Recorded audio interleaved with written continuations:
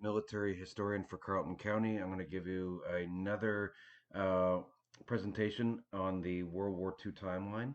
So the next one that we had talked about, of course, we had talked about New Guinea and the invasion of New Guinea and how the Japanese are invading from you looking at in the south, the Philippines, all the way down through uh, the Java Sea area, and now all the way through to Papua New Guinea, and then of course next after of course that you have Rabaul and the Japanese at Rabaul, and now you have the Battle of the Coral Sea, which is important, but we're going to talk about how it's important and why.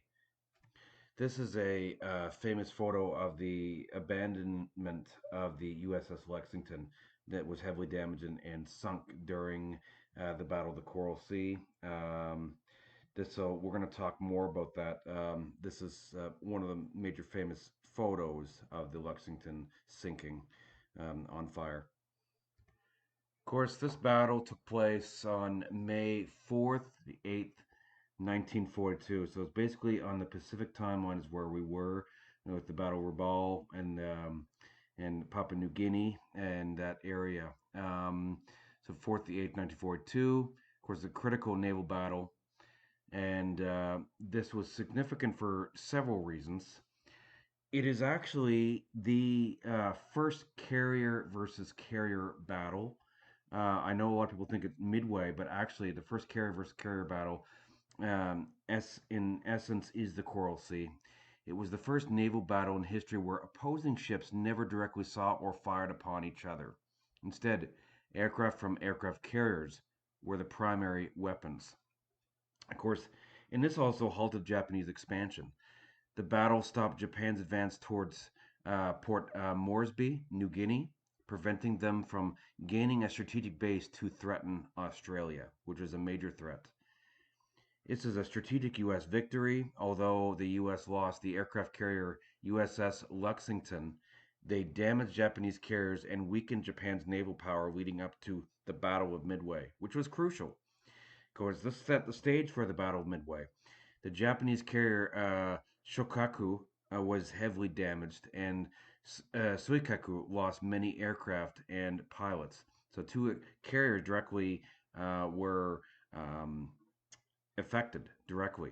And this meant both were unavailable for the Battle of Midway a month later, contributing to Japan's major defeat there. Of course, boosted Allied morale, which was low at the time after the Battle of Pearl Harbor. Certainly a lot. Um, there was a lot of things that were um, not going well for America. America was losing ground in the Pacific, and they really needed to take the high ground. America was awoke now. The war machine was in action. The production, America's heavy production and capability were fully now fully entrenched and geared. Um, the battle proved that Japan this battle also proved that Japan was not invincible and that the Allies could challenge Japanese advances in the Pacific, in which they certainly did. And of course, protecting Australia was it's certainly a very good point. I mean, the Japanese are about to, they're going to be talking about the Kokoda line and how the Australians are pushing, trying to hold back the Japanese from taking different territory that they are in control of. So we'll be talking about that at some point. And this was, of course, protecting Australia by stopping Japan's southern advance. The battle ensured Australia remained a key Allied stronghold for launching future operations. While the battle was tactically inconclusive, its strategic effects had a major impact on the Pacific's the Pacific War's outcome as a whole. So I'm going to be narrating this presentation, and the data and the story is written by John Wukovits of the Warfare History Network. Awesome guy, and of course this article is from August 2011, and this is the Battle of the Coral Sea. And so I'll be reading from the transcript here. The story that this is from the Warfare History Network, Now I want to give them a good shout out because this is awesome. So this is what coming from this is I'm building this into the presentation. Um, of course, so we know that World War II was less than 6 months old when the American public, already stunned by the debacles at Pearl Harbor and Guam, um, faced one of its darkest moments. Thousands of miles across the Pacific, the American commander in the Philippines, Major General John Wainwright, surrendered to the Japanese. With broken heart and head bowed in sadness, but not in shame, he raided on May 6th to President Franklin D. Roosevelt from his bastion at Corregidor. I report to Your Excellency that today I must arrange terms for the surrender of the fortified islands of Manila Bay. The tides of war often turn dramatically. Within 72 hours, American ships, planes, and sheer guts would turn gloom and despair into optimism and hope in a little known portion of the South Pacific. The naval encounter in the Coral Sea, the lustrous waters bordering Australia's northeast coast, would knock the Japanese back on their heels and give both the American public and the military cause to celebrate. The Japanese steamed into the Coral Sea with every reason to believe that another success lay before them. They had triumphed everywhere in the Pacific since December 7th, 1941, when they had administered a crushing blow to ill-prepared American naval units at Pearl Harbor. What could possibly halt them now? Three Japanese naval forces converged on the Coral Sea. The left arm under Rear Admiral Kyohei Shima, featuring one mineslayer, two destroyers, a transport, and various smaller craft, would seize the small island of Tulagi off Guadalcanal's northern coast in the Solomon Islands for use as a seaplane base. At the same time, Rear Admiral Sudamachi Koijoika's right arm of 12 troop transports, escorted by the new light carrier Shosho and four heavy cruisers, would advance from Rubal, steam through Jomard Passage into the Louisiades, and seize Port Moresby on the southeast coast of New Guinea. This bold thrust would place Japanese forces within easy range of Australia itself and threaten vital American supply lines to the distant Allied nation. To the east of the Coral Sea, Vice Admiral Tokyo Takagi led two carriers, Shokaku and Zoikaku, proud veterans of Pearl Harbor, escorted by two Japanese cruisers and six destroyers, to intercept any American naval force trying to halt the Port Moresby invasion. Most Japanese commanders doubted that any American carriers remained in the region. They fully expected to achieve their objectives before the United States could mount an effective answer. Here is the map overall of the movements in the dawn of May 8th, 1942. Here you can see where the Lexington sinks, Nisho sinks. Yorktown is damaged. The Task Force 17 goes here, and this is how far they are in the overall patches. And then here you see Guadalcanal and the Solomon Islands, where the Shokaku is damaged, and Shosho on May 7th is sunk. And anyway, this is an overall view of the hits that where ships had suffered the most damage from torpedoes and dive bomb attacks. The United States, however, was more aware of the unfolding events than the Japanese even realized. Due to the tireless effort of American code breakers, analysts could read up to 15% of the Japanese JN-25 code, their most widely used code. Radio analysis plotted Japanese movements by studying the location, volume, and pattern of intercepted messages, giving Rear Admiral Chester W. Nimitz, Commander-in-Chief of the Pacific Fleet, vital information on enemy troop movements.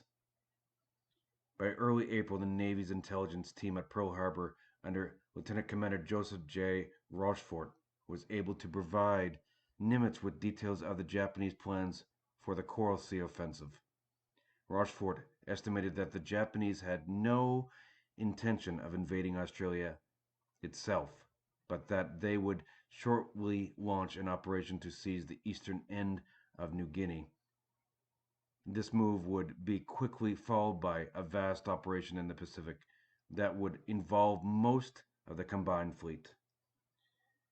The news greatly concerned Nimitz, those whose capabilities were hampered by the absence of Admiral William Halsey and 2 carriers, then taking part in the Doolittle raid of mainland Japan, at a time when he most needed every resource at his disposal.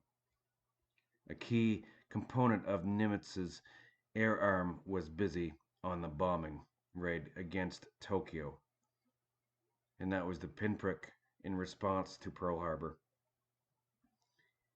He had 2 remaining carriers to deploy, but if he committed them to the Coral Sea, he left an unprotected Pearl Harbor open to further attack. With Nimitz's intelligence officer, Commander Edward T. Layton, reassured him that no enemy naval forces were steaming toward Hawaii. Nimitz decided to gamble. The enemy may have more powerful forces to commit to battle, but Nimitz knew their plans in advance, and thus had the element of surprise on his hand. He could place his ships at optimum positions to halt the Japanese advance. So he brings out, of course, the Yorktown and the Lexington. So America has its 4 carriers. His 2 other carriers are up, preparing and launching attacks against Tokyo. And then you have here where the Japanese are coming down with their 2 carriers and the Shoho. The Americans intercept them with the Lexington and Yorktown here. So with all within this area is exactly where this is where, of course, where the Japanese Empire has pretty much taken over. You know, you have the Singapore, Indonesia, Manila, the Philippines, and all the way down to nearly going to try to go to Port Moresby, and that was their objective. And this is in April of 42, and this is the battle took place May 8th. Now, of course, for the Doolittle raid, you have the 16 B-25 bombers that are on the USS Hornet, and of course, with the Hornet is USS Enterprise, and they are up there. And so America has its 4 carriers. Of course, the Lexington is older, but yes, but of course they have their 3 main carriers, and then of course they have their 4th carrier. Everybody's in action. They have the Hornet's going to launch its attack here up on Tokyo, and then at the same time that Nimitz and others are worried about, and of course Admiral Fletcher is down here. They're worried about Pearl Harbor because it's open again, because they're engaging them in the Coral Sea. So on April 25th, Nimitz, seen here in pictures, met in San Francisco with Admiral Ernest King, commander of the U.S. Fleet and Chief of Naval Operations. King and Nimitz both worried that Rear Admiral Frank J. Fletcher, who commanded the 2 available aircraft carriers, was too timid, but they doubted that the more aggressive Halsey would return from the Doolittle raid in time to be involved in the coming action. Called Whiskey Jack, Admiral Fletcher was aboard the carrier Yorktown when his orders arrived. He was to rendezvous with Rear Admiral Aubrey Fitch's Task Force 11, anchored by the carrier Lexington. 300 miles south of Tulagi, at a position called Point Buttercup. They were to join 4 cruisers coming from Australia under Australian Admiral Sir John Crace and halt the Japanese, even though Fletcher commanded a mere half the firepower his opponent could bring to bear. As Admiral Fletcher turned to the Coral Sea, Halsey returned from his raid. On April 25th, he entered in this. So this is just some random videos of Fletcher and some of his history. He entered Pearl Harbor with Hornet and Enterprise on April 25th, only to learn that he would soon be on his way to the South Pacific. He was to depart no later than April 30th and race 3,500 miles across the Pacific to the Coral Sea. If Halsey arrived in time to participate in the battle, he would be the senior commander and would take charge of all 4 carriers, including Fletcher's Yorktown and Lexington. And that's him here. Fletcher. Halsey was 6 days away from the Coral Sea.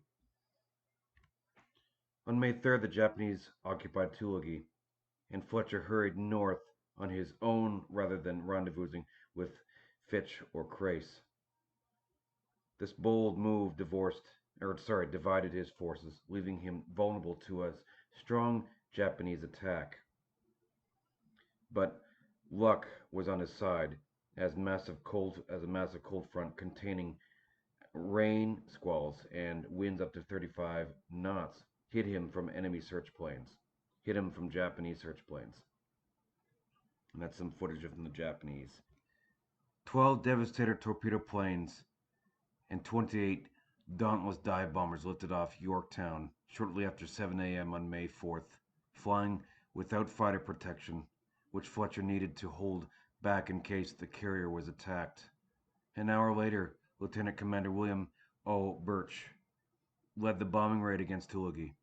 Most of the Dauntless bombs fell wide of their marks, in part because their windows and gun sights had fogged over when the planes dropped from cooler temperatures on the upper altitudes to the warmer climes below. The Devastators proved ineffective as well, hitting only 1 minesweeper with 11 torpedoes. 2 subsequent runs produced similar disappointing results, with most bombs hitting far from their targets. Fletcher, encouraged by accounts that his aviators had innocently exaggerated, reported to Nimitz that he had sunk 2 enemy destroyers, 3 gunboats, and a cargo ship, and damaged several others.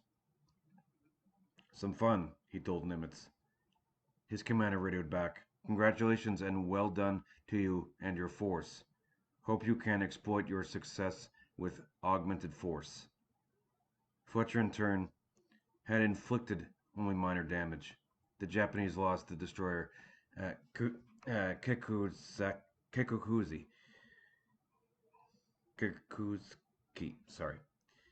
2 light minesweepers, and a merchant minesweeper. The air attack on Tulagi spurred the Japanese to action, as they now knew, much to their consternation, that at least 1 American aircraft carrier was operating in the area, as you can see here. In response, the Japanese sent Admiral Takagi with Shoikaku and Soikaku from Rabaul, escorted by 2 heavy cruisers, around the eastern end of the Solomons into the Coral Sea.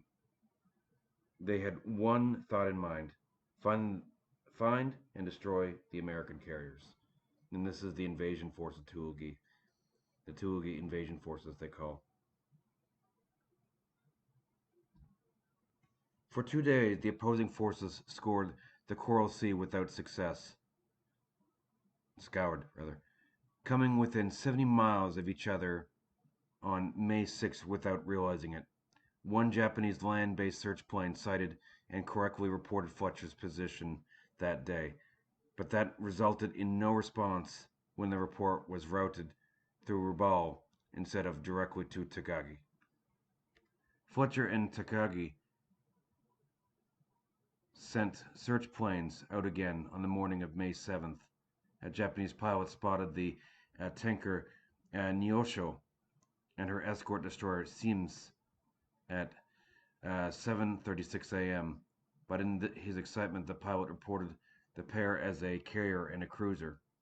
Armed with this misleading information, Takagi launched all planes from both his carriers, and it was not until they arrived over the American vessels that the Japanese realized that they had not found the aircraft carriers. The two American ships below were helpless against the onslaught that followed. 4 planes broke off from one wave of Neosho attackers to strafe and bomb the tanker, spitting bullets topside and against the hull. Other aircraft rocked Sims with 3 large bombs. The first landed on the number 2 torpedo mount and exploded in the forward engine room. The second hit the after upper deck house and exploded in the after engine room, and the third bomb smashed onto the number 4 gun. Within a minute, Sims split in half and began to sink. As the destroyer disappeared, a sailor in the water saw the captain, Lieutenant Commander Wilfred M. Hyman, on the bridge, riding her down like one of the captains of old. A huge explosion lifted the ship 10 feet out of the water, leaving only 68 survivors. This is a famous painting of one of the carriers that was, I think that's the Lexington, being sunk. At the same time, the Neosho, seen here, absorbed 7 hits, including a suicide plane smacking into the number 4 gun station. The ship's machine gunners remained at their jobs. At the same time, so they absorbed 7 hits, they were remaining at their jobs, firing at the enemy planes, even though 2 men were killed instantly, one being decapitated by flying fragments. Captain John S. Phillips and the crew drifted powerless for 4 days in the damaged Neosho before a rescue ship, the destroyer Henley, located them on May 11th. After removing 123 survivors, Henley sank the oiler with torpedoes. In all, 235 men were lost on Sims and another 179 on Neosho. This attack cost Takagi only 6 planes, but the disappointed commander was after larger targets. Instead of hunting down enemy carriers, his air unit had been occupied all morning against secondary vessels, Neosho, and Sims had unwittingly drawn the attack the Japanese intended for the carriers, leaving Fletcher untouched and free to strike. And this is the ship here. This is the Neosho. AO, so Oiler 048, I believe it is. There was only one problem. He had not yet located the Japanese. It was not for a lack of trying. Fletcher split his force at dawn, sending Crace west to block a Japanese advance through the Louisiades, while Fletcher headed north to guard the route. Fletcher's hunt apparently ended at 8:15 a.m. when a search plane sent word of 2 carriers and 4 heavy cruisers 175 miles northwest of Fletcher. Convinced that he had discovered Takagi's main force, Fletcher ordered all planes to attack. The force was already on its way when the pilot returned and reported that instead of carriers, he had actually sighted 2 heavy cruisers and 2 destroyers. Fletcher erupted at the news, telling the unfortunate pilot that his error had just cost the United States 2 carriers. Fletcher's planes were now flying against comparatively minor targets and speeding away at a time when he needed them to defend against Takagi's carriers, which had to be somewhere close. The plane sent to hit the supposed two carriers did not return empty-handed, however, as they raced toward what they thought would be Takagi's main force. American pilots stumbled upon Shoujo and four heavy cruisers. That was just north of the Jomard Passage in the Louisiades. At 10:50 a.m., 93 planes attacked, but as it was not yet standard procedure to have a strike coordinator, all of the aircraft went after the big game, the carrier, and left the cruisers untouched. An aerial melee ensued as Japanese fighters rose to meet the intruders, following the Americans as they dipped to deliver their attacks. Lieutenant Commander Robert Dixon of Lexington said the fighters came right on down with us in a terrible free-for-all mix-up, staying with us right to the water. The surprise Shoho still had planes on her deck and elevator. When she turned into the wind to launch, she presented an easy target to American aviators. Bomb struck near the after elevator and exploded inside the rear hangar at 11:20, while 5 torpedoes crashed into the starboard stern, wrecked the carrier's steering and propulsion. In less than 30 minutes, Shoho was dead in the water. The carrier sank after a tremendous explosion, flames leaping 400 feet into the air. More than 600 of the 900-man Japanese crew died, and all but 3 planes were lost. Shoho was the first Japanese ship larger than a destroyer sunk by the Americans in the war. An excited Dixon uttered a memorable phrase that was widely printed by newspapers back home when he radioed back, "Scratch one flat top. Dixon to carrier. Scratch one flat top." The carrier's loss caused Takagi, who first wanted to destroy the American forces, to order the transports headed toward Port Moresby to remain north of the Louisiades rather than continue through Jomard Passage. The pullback marked the farthest south the Japanese would reach in the war. A steady advance begun on December 7th had been halted. From this point on, the Japanese would be heading in the opposite direction. That night, Takagi dispatched another group of aircraft to locate and hit Fletcher. The planes failed to find their quarry, and as they returned, American fighters pounced on them, shooting down 9 in the process. 18 surviving Japanese planes continued searching for their own carriers in the dark. When they spotted carrier lights, the pilots blinked a request in Morse code to land, but were greeted instead by hostile anti-aircraft fire. In the darkness, they had flown toward Lexington, which shot down more of the group as the rest fled.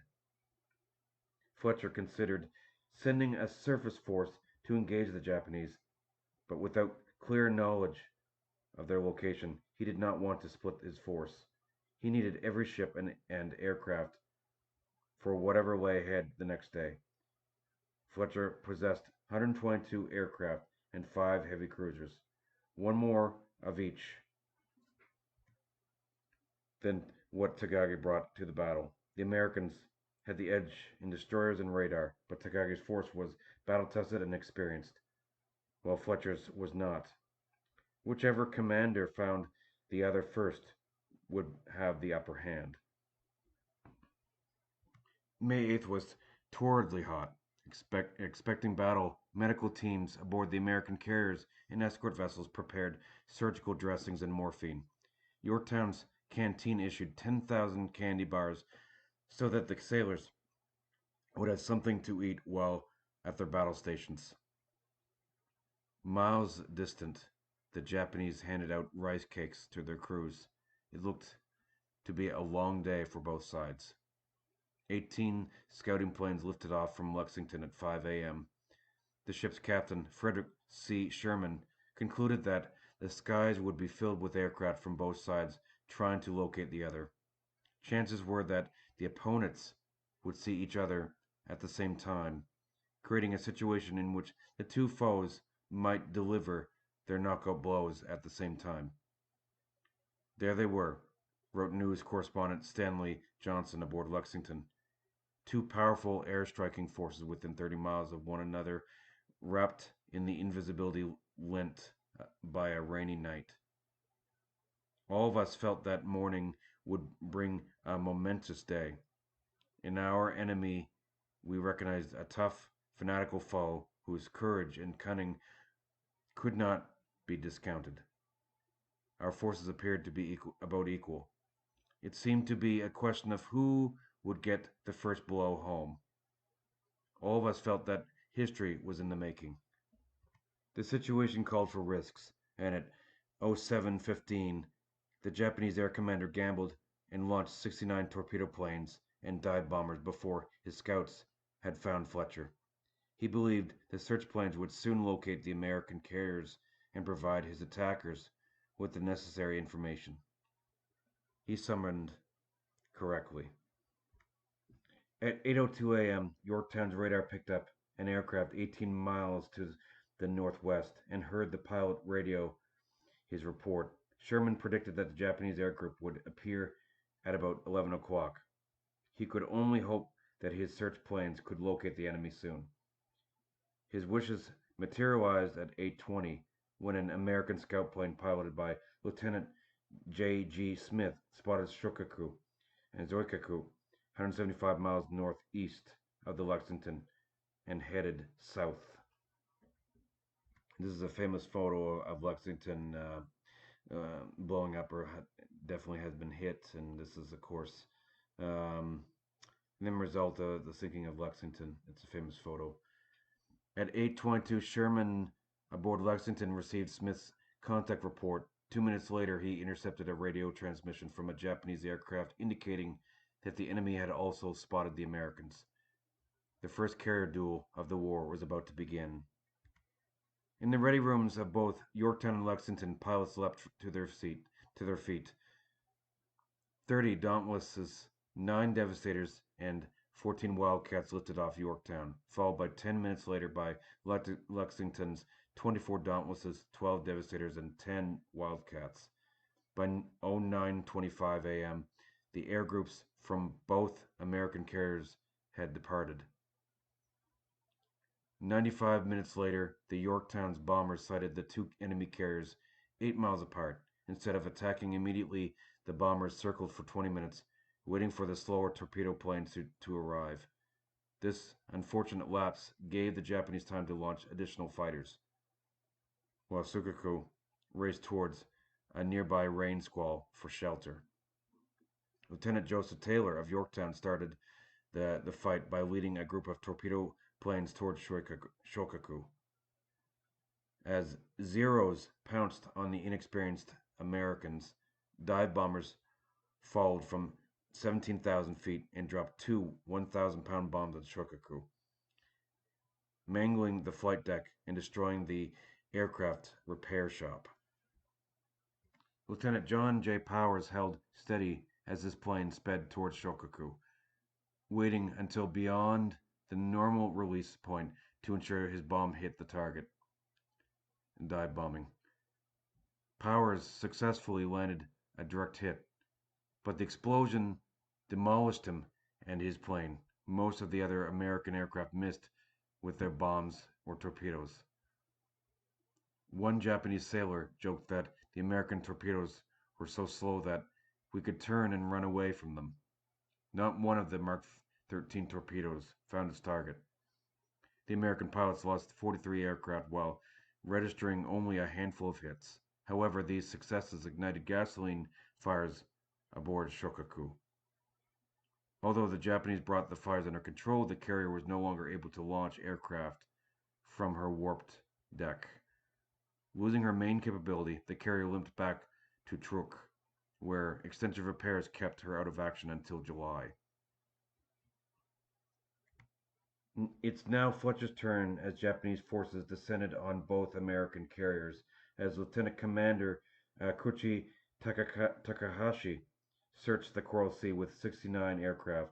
The pilot who had first discovered Fletcher, Warrant Officer Kenzo Kano, flew directly across Takahashi's path and agreed to lead the planes to the carriers.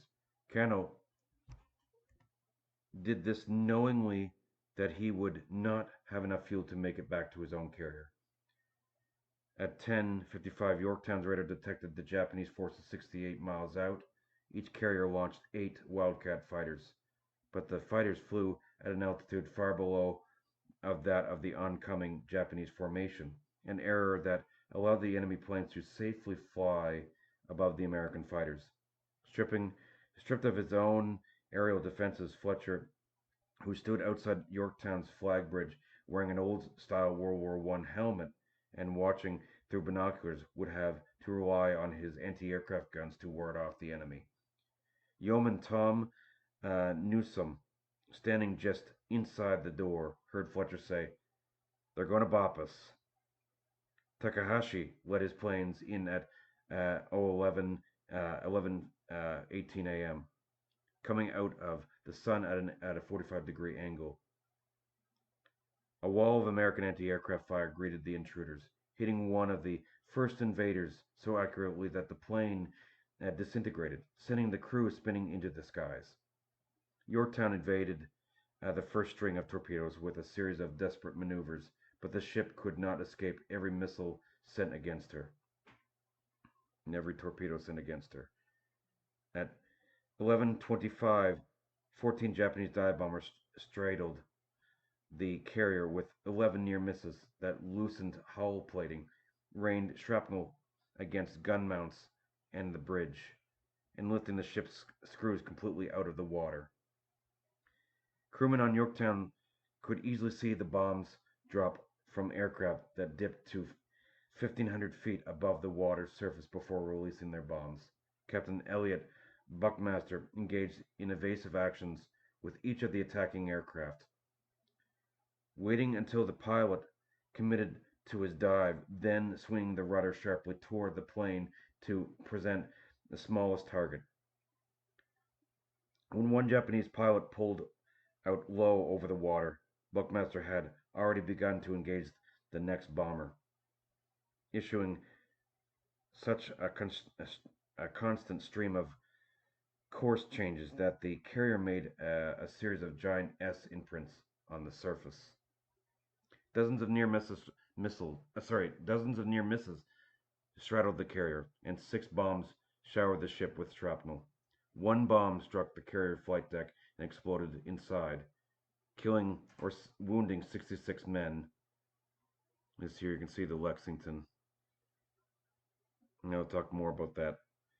Another bomb penetrated Yorktown's flight and hangar decks before exploding 4 levels below, killing 37 men. Although mortally wounded from the blast, Lieutenant Milton E.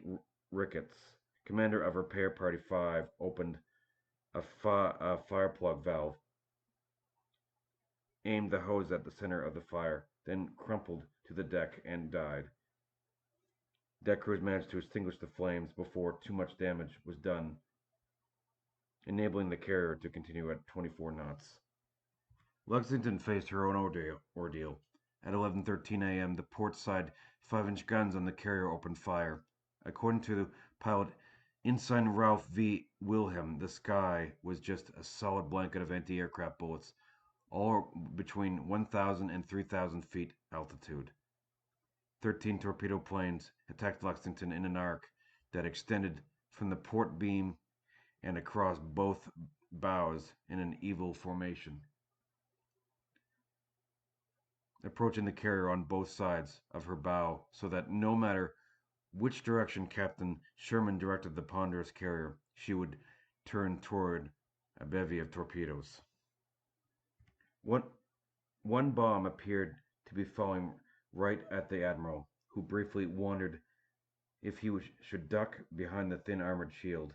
He concluded that if he were meant to die from the bomb, there was nothing he could do about it.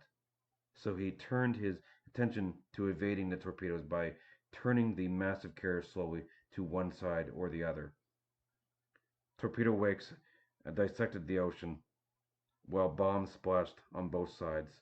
Great geysers of water from near misses were going up higher than our masts, recalled Sherman, and occasionally the ship shuddered from the explosions of ones that hit. The explosions that hit.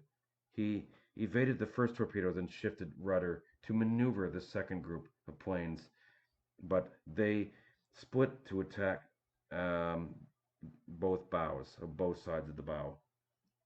It became a matter of wrangling and twisting as best we could to avoid the deadly weapons headed our way. Two wakes that Sherman knew he would not avoid turned directly toward the port beam, and he braced himself for the explosion. Nothing happened. The torpedoes were running too deep and had passed completely under the ship. Two more torpedoes ran parallel to the ship, 50 yards out, one on either side, and passed close by. But Sherman's luck had run out.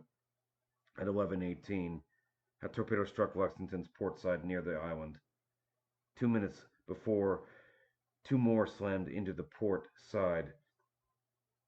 That's 2 minutes before two more slammed into the port side near the bow.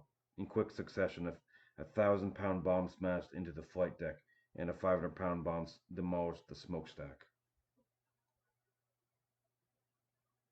The brief battle packed incredible death and destruction in its few minutes.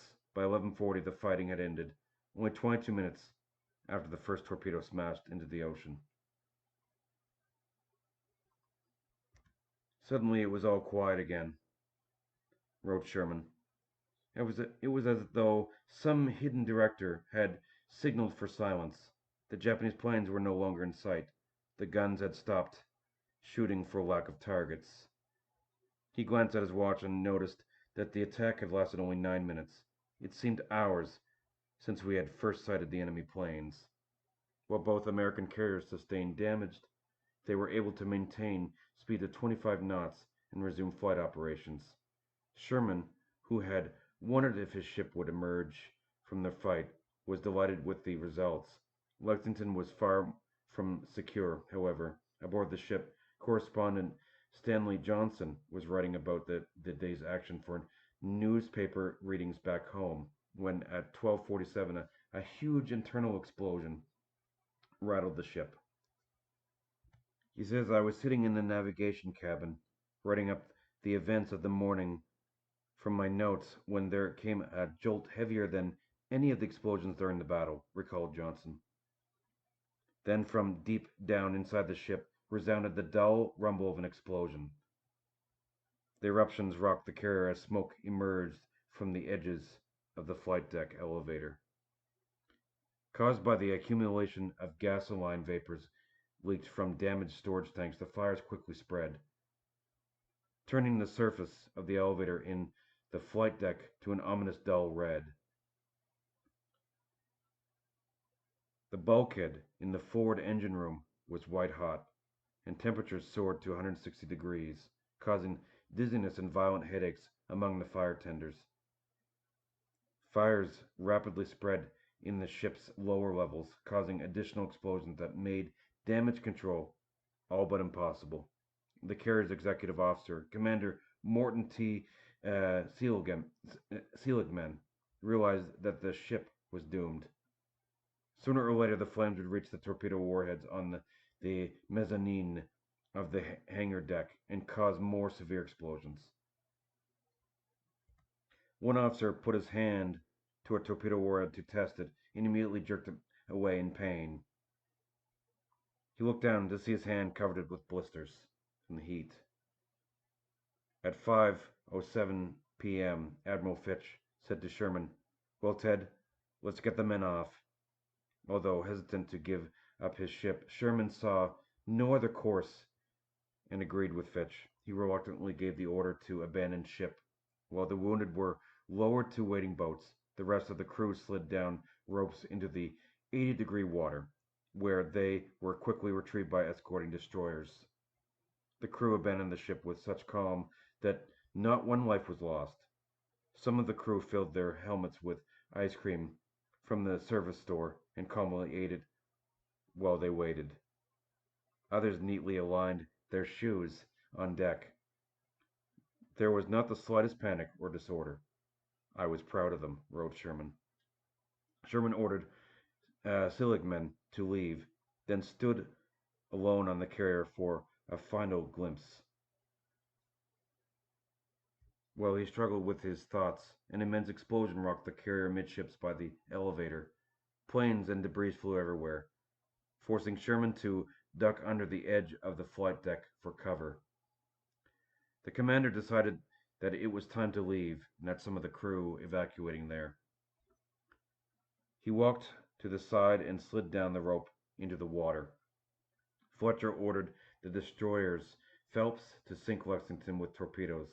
At 10 p.m., a brace of torpedoes sped toward Lexington, while rescued crewmen aboard other ships cried openly as they watched the ship that had been their home at sea slowly settling beneath the waves.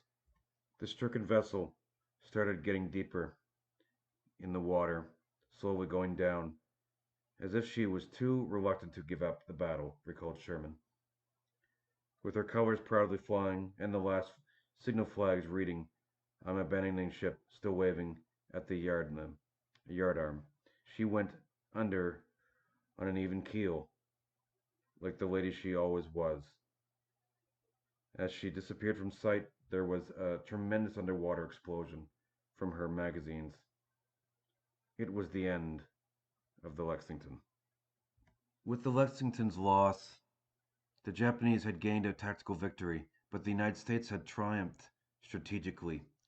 For the first time in the war, the Japanese invasion had been rebuffed. They'd been stopped cold. The troop-packed transports were ordered back to Rubal. Repair parties patched Yorktown in time for her to play a key role in the crucial Battle of Midway the following month. While the Japanese thoroughly missed the presence of the two carriers that saw action in the Coral Sea, a factor that helped tip the scales in America's favor. The Battle of the Coral Sea caused celebrations back home. Japanese repulsed in Great Pacific Battle with 17 to 22 of their ships sunk or crippled, boasted the May 9th issue of the New York Times. Morale that had been shattered by the devastating attack against Pearl Harbor and the swift losses of Wake Island, Guam, and the Philippines now had been lifted. It was, in truth, the greatest battle in the history of the U.S. Pacific Fleet, gushed Times Magazine. That day, on the sun-bathed Coral Sea, the Jap caught hell and absorbed a shattering defeat. The article added that the Japanese had unquestioningly taken a beating, the first serious defeat of his headlong career through the South Pacific. Sherman agreed with Times' assessment. The Battle of the Coral Sea was the turning point in the war and a milestone in history, he wrote. It proved the dominance of the aircraft carrier and ended the period of Japanese advance. He likened the battle to the Civil War confrontation between the Monitor and the Merrimac. Such confusion existed on both sides during the battle that naval historian Samuel Eliot Morison labeled Coral Sea the Battle of Naval Errors. But the esteemed chronicler also recognized the positive impact the battle had made to the American cause. "Call Coral Sea what you will," wrote Morrison, "it was an indispensable preliminary to the great victory of Midway. That in itself made the Battle of the Coral Sea a signal chapter in American military history."